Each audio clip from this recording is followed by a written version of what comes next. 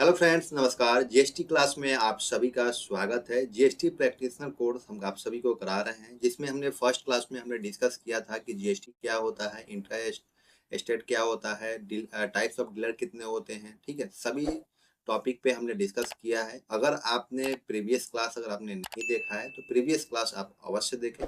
Previous class आप सभी के लिए बेसिक कंसेप्ट काफ़ी क्लियर होगा। हमारा प्रयास यही है कि पहले हम बेसिक कंसेप्ट को आपको पहले क्लियर करा दें, उसके बाद आप सभी को सीधे पोर्टल पे लेके चल के प्रैक्टिकल कराएंगे। ठीक है, तो पहले आपको थ्योरेटिकल नॉलेज होना चाहिए, बेसिक नॉलेज, ताकि आपको ये सभी चीज़ें समझ में आए। ठीक है, तो अगर आप क्लास में पहली बार आए हैं, अगर आपने प्रीवियस क्लास अगर आपने नहीं देखा है तो प्रीवियस क्लास आप अवश्य देखिए स्टूडेंट। प्रीवियस क्लास आप सभी के लिए काफ़ी हेल्पफुल रहेगा, क्योंकि इंट्रोडक्शन है जीएसटी में। उसमें जीएसटी क्या होता है, टाइप्स ऑफ डीलर क्या होता है, इंटरेस्टेड क्या होता है, आपको कितने किस सर्विस पे कितना परसेंटेज लगता है, सारे डिस्कस उसमें किया गया है। और आज की क्लास में जो हम डिस्कस करने वाले हैं कि supply and levy of GST क्या होता है। ठीक है, तो आपको ये बिल्कुल हम बारीकी से समझाएंगे। तो जो बच्चे क्लास से जुड़ चुके हैं, आप सभी बच्चे क्लास को शेयर कर दीजिए, ताकि और भी बच्चों को इस क्लास से हेल्प मिल सके जो जीएसटी प्रैक्टिशनर हैं, जो जीएसटी प्रैक्टिस कर रहे हैं। ठीक है, तो अब बात करते हैं स्टूडेंट की सप्लाई ऑफ जीएसटी क्या होता है।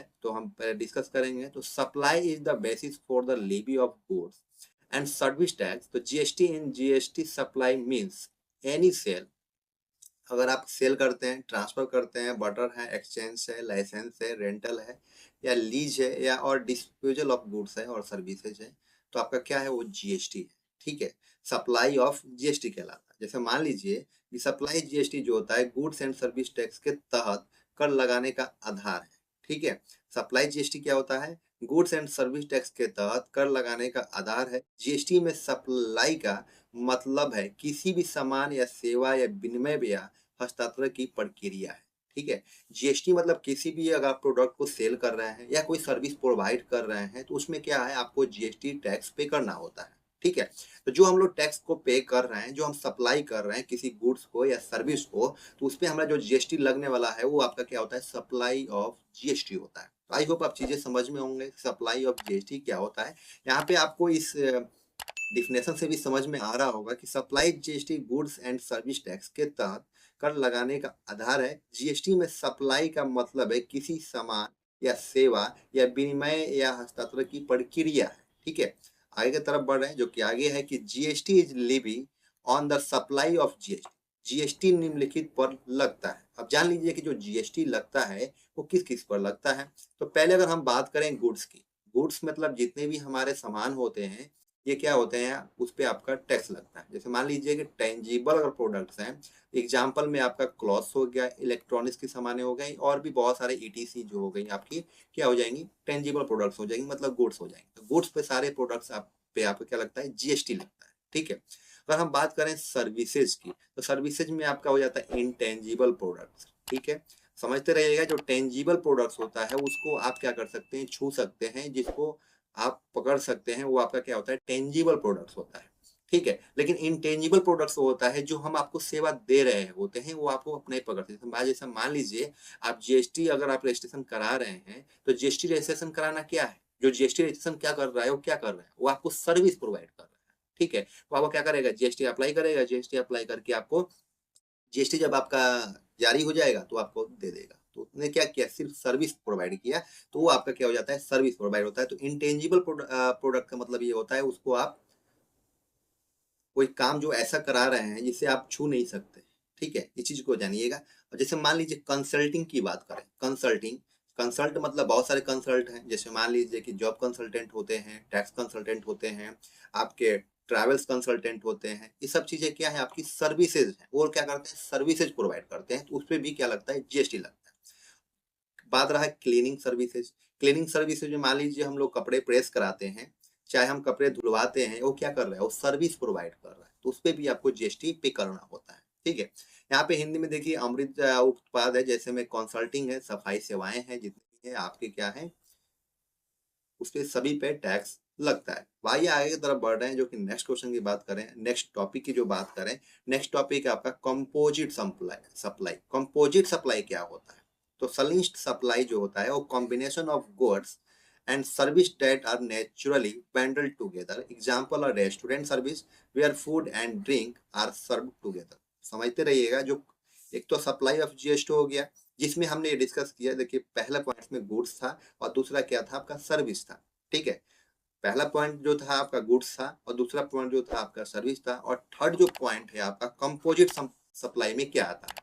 कंपोजिट सप्लाई में वो आते हैं जिसमें आपको रेस्टोरेंट जो सर्विस देता है, जो किसी भी रेस्टोरेंट में अगर आप जाते हैं, कोई सामान आप खरीद के खाते हैं, ठीक है, तो वो आपका क्या होता है, रेस्टोरेंट जो होता है वो सर्विस आपको प्रोवाइड कर रहा होता है। जिसमें फूड की बात मान लीजिए, फूड हो गया, ड्रिंक हो गया, सर्व टुगेदर। चाहे आप वहाँ रह रहे हैं, रेंटल पे आप रूम लेते हैं 1 घंटे के लिए या 2 घंटे के लिए, तो वो आपको क्या कर रहा है, सर्विस प्रोवाइड कर रहा है।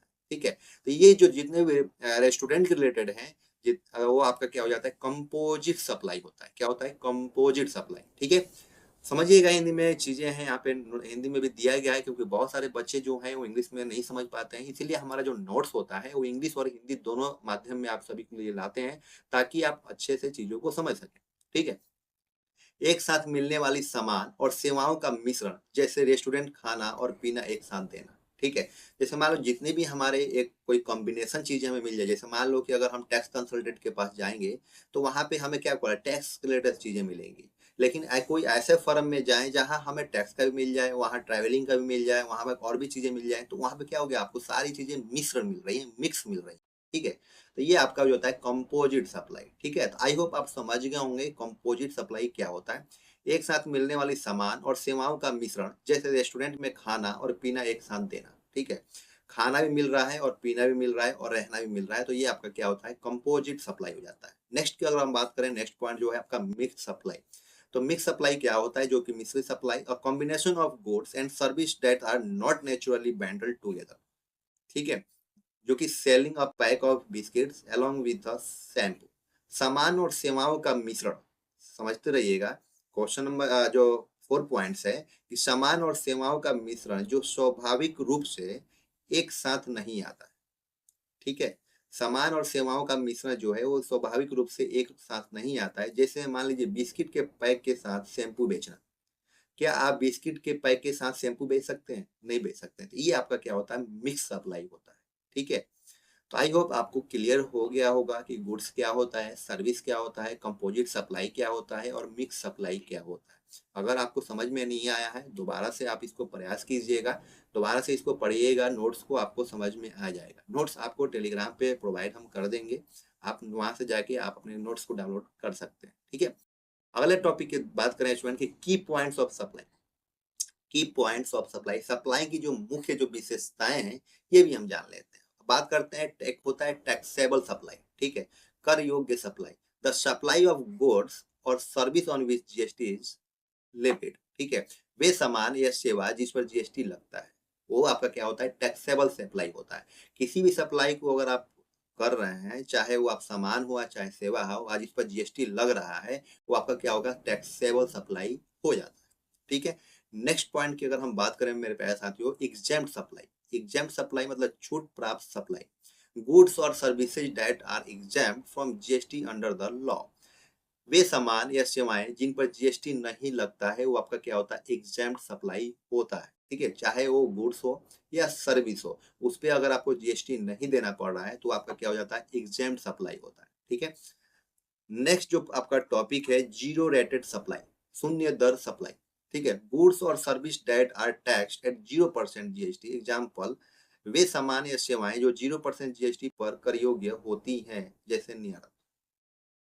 तो जीरो रेट सप्लाई वो होती है जिसपे हम 0% हम टैक्स देते हैं, उस पे आपका क्या होता है, जीरो रेट सप्लाई होता है। ठीक है, तो आई होप आपको तीनों पॉइंट्स क्लियर हो गए होंगे कि टैक्सेबल सप्लाई क्या होता है। तो टैक्सेबल सप्लाई वो होता है जिस पर जीएसटी लगता है, वो आपका टैक्सेबल सप्लाई होता है। एग्जाम सप्लाई वो होता है जिस पे जीएसटी लगता ही नहीं है, वो आपका एग्जाम सप्लाई होता है। और जीरो रेटेड सप्लाई वो होता है जिसपे 0% जीएसटी लगता है, उस आपका क्या होता है, जीरो रेटेड सप्लाई होता है। आई होप तीनों पॉइंट्स आपको क्लियर हो गए होंगे। अगले पॉइंट की अगर हम बात करें कि लीवी ऑफ जीएसटी क्या होता है, कर लगा। ठीक है, तो the levy of GST refers to the tax imposed on the supply of goods and services. तो it is the responsibility of the government to impose and collect GST which apply to various transaction. ठीक है, GST का लगाना वे प्रक्रिया है जिसके तहत सामान और सेवाओं की सप्लाई पर जीएसटी लगाया जाता है। सरकार की जिम्मेदारी है कि वे जीएसटी लगाती है और संग्रह करती है। जैसे मान लीजिए कि आपने कोई गुड्स खरीदा और उसको फिर आपने सेल किया, ठीक है? आपने क्या किया, पहले परचेज़ किया, उसके बाद आपने क्या किया, सेल किया। तो इसमें जो परचेज़ आपने किया, इसमें भी सरकार का योगदान है कि इस पे आपको जीएसटी देना है, ठीक है? फिर आपने जो सेल किया है, इस पर भी आपको जीएसटी देना है। ठीक है, लेकिन जब हम परचेज़ करते हैं तो हम जीएसटी क्या करते हैं, हम देते हैं। लेकिन जब हम सेल करते हैं तो जीएसटी हम क्या करते हैं, कस्टमर से लेते हैं। ठीक है? तो ये चीज़ें आप समझ गए होंगे कि आपका जीएसटी क्या होता है। ठीक है? लेवी ऑफ जीएसटी क्या होता है, ये चीज़ें आपको क्लियर हो गई होंगी कि जीएसटी का कर लगाना वे प्रक्रिया है जिसके तहत सामान और सेवाओं की सप्लाई पर जीएसटी लगाया जाता है। सरकार की ज़िम्मेदारी है कि वे जीएसटी लगाती है और संग्रह करती है। मतलब संग्रह मतलब जीएसटी का विभाग का वो कार्य है, लेवी ऑफ जीएसटी इसकी बात कर रहे हैं, वो विभाग क्या करता है, किसी प्रोडक्ट पे या किसी बिज़नेस से अगर कोई प्रोडक्ट खरीदा जा रहा है, उस पे जीएसटी लगाता है, उसको एक कलेक्ट करता है, जो जीएसटी सरकार के पास रह जाता है, वो सरकार क्या कर वो जो विभाग होता है, वो क्या करता है, डिस्ट्रीब्यूट कर देता है। चाहे वो आपका सेंट्रल गवर्नमेंट की हो, चाहे वो स्टेट गवर्नमेंट की हो। ये चीज़ें मैंने क्लियर कर दिया है कि सीजीएसटी, एसजीएसटी और आपका यूटीजीएसटी वो कहाँ लगता है। ये चीज़ें आपको प्रीवियस क्लास में आपको मिल जाएँगी, वहाँ आपको सही से क्लियर हो जाएगा। आई होप आपको समझ में आ गया होगा कि लेवी ऑफ जीएसटी क्या होता है। चलिए नेक्स्ट पॉइंट की तरफ, ठीक है? नेक्स्ट पॉइंट है कि GST is levied at different rates depending on the classification of goods और सर्विसेज। तो दीज़ रेट्स आर जनरली, इसमें यह है कि जीएसटी विभिन्न दरों पर लगाया जाता है जो सामान और सेवाओं की श्रेणी पर निर्भर करती है। इन दरों में आमतौर पर निम्नलिखित शामिल है, ठीक है? जो भी हमारे प्रोडक्ट्स होते हैं, चाहे वो गुड्स हो या सर्विस हो, तो ये चीजें आपको यहाँ पे मिलती हैं जो जीएसटी लगता है, गुड्स हो या सर्विस, ठीक है? सामान या सेवाएं, ठीक है? अब हम बात करें कि 5% की जो सेवाएं हैं for essential goods and service, इस पे कौन से पे लगता है? ठीक है, 5% for essential goods and service tax पे लगता है, जो कि आवश्यक वस्त्र और सेवाओं के लिए। समझते रहिएगा, 5% जो लगता है वो सिर्फ वस्त्र, आवश्यक जितनी भी चीजें हैं, चाहे वस्त्र हो चाहे सेवाएं हो, उस पे आपको 5% का जीएसटी पेड करना हो। दूसरा पॉइंट है मेरे प्यारे साथियों कि 12%, 18%, 28% for standard goods and service. ये आपका सामान्य वस्त्रों और सेवाओं के लिए लिया जाता है। जीएसटी 12%, 18% और 28% सामान्य वस्त्र के लिए। देखिए, इस वस्त्र में भी आपके अलग अलग डिपेंडेंट होता है, एक नॉर्मल वस्त्र होता है, एक मीडियम होता है, एक हाई क्वालिटी की होता है, तो सब में कुछ डिफरेंट होता ही होता है। सब पे अलग अलग जीएसटी भी लगता है, चाहे वो सेवाएं हो, चाहे आपका गुड्स हो, या बात करें सामान, ठीक है? बात करें 0% की, बात करें तो for exports and certain goods like food grains, 0% निर्यात और कुछ विशेष वस्तुओं जैसे अनाज के लिए होता है। कुछ ऐसे अनाज हैं जिस पे 0% जो जीएसटी है वो आपको लेता है। ये चीजें मैंने आपको प्रीवियस क्लास में क्लियर कर दिया है कि 5%, 12%, 18%, 28%, 0% कौन से आपको प्रोडक्ट पे या सर्विस पे आपको देना होता है। ये चीजें आपको प्रीवियस क्लास पे क्लियर हो जाएगा, ठीक है? GST is collected by business and business can claim input tax credit ITC for GST paid on inputs and service, thus reducing their tax burden। GST अगर आप पेड करते हैं, जो भी बिजनेसमैन हैं, वो अपने किसी भी बिजनेस को चलाते हैं, वो क्या करते हैं, सामान को खरीदा, उन्हें टैक्स पे किया, फिर सेल किया तो उन्हें टैक्स कस्टमर से लिया, वहाँ पे आपको क्या करते हैं, विभाग को पे करते हैं। तो उससे ये होता है कि जो बिजनेसमैन है, चाहे कोई इंडिविजुअल पर्सन है, उसको टैक्स पे का कोई बर्डन नहीं होता है। वो timely timely to up to date रहता रहता है, और जो भी टैक्स उसका बनता है वो अपनी सरकार को पे करता है। तो आई होप चीज़ें आपको, सारी चीज़ें आपको क्लियर हो गई होंगी। आपका कंपोजिशन क्या होता है, levy supply and levy of GST क्या होता है, ये सभी चीज़ें आपको क्लियर हो गई होंगी साथी। अगर नहीं हुआ है तो दोबारा से आप क्लास देख लीजिएगा, दोबारा से आप नोट्स को पढ़ लीजिएगा, आपको क्लियर हो जाएगा। नेक्स्ट टॉपिक में हम डिस्कस करेंगे कि टाइम्स ऑफ सप्लाई क्या होता है। आगे और भी कुछ टॉपिक को ऐड कर लिया जाएगा, और मेरा मतलब ये है मेरे प्यारे साथियों कि आपको बिल्कुल एक एक पॉइंट्स को क्लियर करते चलें, ताकि आपको कोई डाउट्स ना रहे और सभी चीज़ों को आप समझते चलें, ठीक है? तो आई होप आपको सभी चीज़ें क्लियर हुई होंगी, और आपको आज क्लास कैसा लगा आप हमें जरूर कमेंट सेक्शन में बताइएगा। तो आज के लिए बस इतना ही, फिर मिलते हैं नेक्स्ट क्लास में। Thank you for watching, bye bye.